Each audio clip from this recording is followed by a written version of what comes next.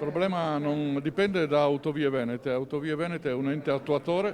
Se ci danno le risorse noi siamo pronti a intervenire anche domani mattina. Il nodo della terza corsia dell'autostrada A4 sembra non sciogliersi e mentre da Autovie dicono di essere pronti a partire con i lavori, non c'è ancora una data per lo sblocco del finanziamento da 440 milioni di euro, che permetterebbe di avviare le gare per il maxilotto di lavori da Alvisopoli a San Donà di Piave.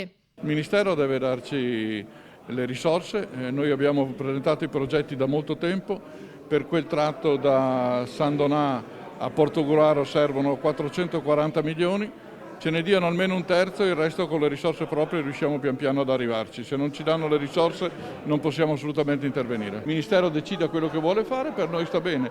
Le regioni sanno benissimo quali sono le problematiche, sanno benissimo muoversi perché la cosa si possa sbloccare.